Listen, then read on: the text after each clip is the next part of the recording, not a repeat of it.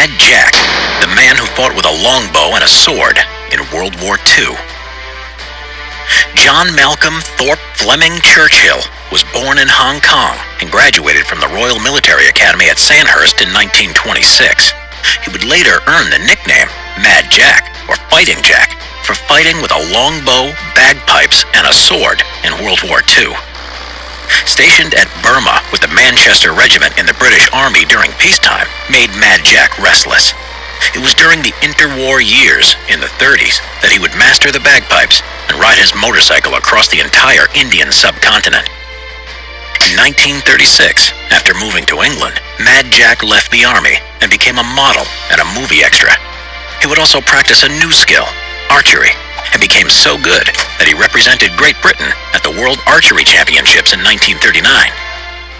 When war arrived, Mad Jack returned to the British Army and the Manchester Regiment as an officer and was shipped off to France.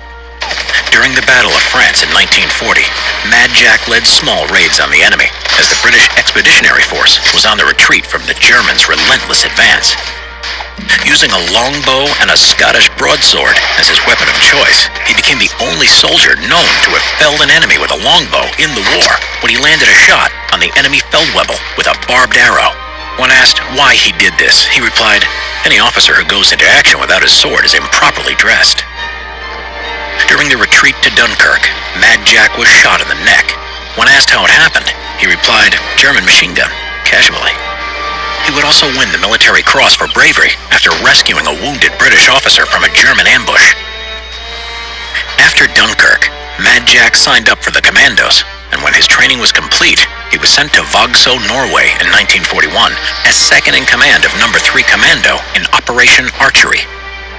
As he left the landing craft, Mad Jack played March of the Cameron Men on his bagpipes and then led his men ashore with his broadsword waving in the air. The German garrison at Vagsø was quickly defeated.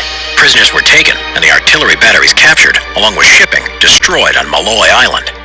For this action, Mad Jack received his second military cross. In 1943, in Italy, Mad Jack led 2 Commando with the objective to destroy German artillery and observation posts in the town of Piglioletti. Even though the town was well defended and outnumbered, Mad Jack organized his men into 6 parallel columns, who instead of using stealth tactics all shouted, "Commando!" The German defenders, as a result, were confused into thinking the shouting, which was coming from all directions in the darkness, was a much bigger force.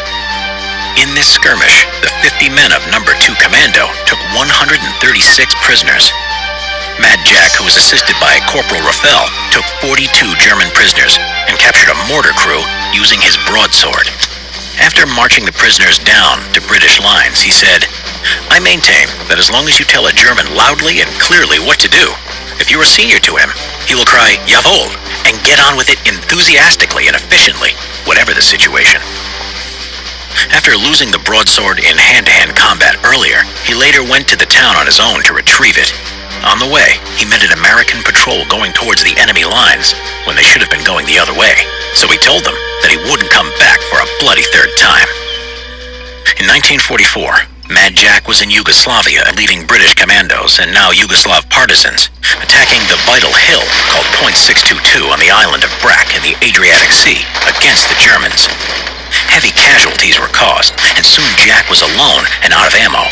With no hope left, Jack started playing songs on his bagpipes until he was knocked unconscious by a frag grenade and captured by the German defenders. He was first sent to Berlin and interrogated, as it was thought that because of his real name, he was a relative of Prime Minister Winston Churchill, and afterwards sent to Sachsenhausen concentration camp. But in September 1944, Mad Jack and an RAF officer escaped the camp by crawling under barbed wire through an abandoned drain and set out to walk to the Baltic coast, but were then captured. Now sent to a new camp in Niederdorf, Austria, Mad Jack escaped again on April 1945, taking the opportunity to get away when the lighting system failed in the darkness of night. He walked 150 miles through the treacherous terrain of the Alps, surviving on vegetables that he had liberated from gardens. 8 days later, and with a sprained ankle, he found a U.S. armored column and was sent back to England. Jack was frustrated that the war in Europe was all but over, so made his way to the Pacific Campaign to join the battle against the Japanese in Burma. But by the time he arrived, the atomic bombs had been dropped on Hiroshima and Nagasaki. Mad Jack was so unhappy, he said, "If it wasn't for those damn Yanks, we could have kept the war going another 10 years. After the war, Mad Jack continued to seek danger, qualifying as a parachutist, then transferring to the Seaforth Highlanders, and later ending up in Palestine in 1948 as second in command of 1st Battalion, the Highland Light Infantry. During an ambush on a Jewish medical convoy by Arab forces, Mad Jack, with only 12 men and in full military dress, marched under fire to the convoy to offer its evacuation.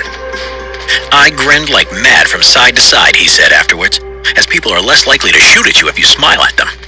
He would later coordinate the evacuation of 700 Jewish doctors, students, and patients from the hospital atop Jerusalem's Mount Scopus.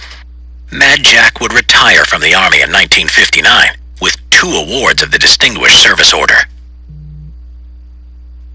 Subscribe for more World War II videos. Get your copy of Simple History World War II today.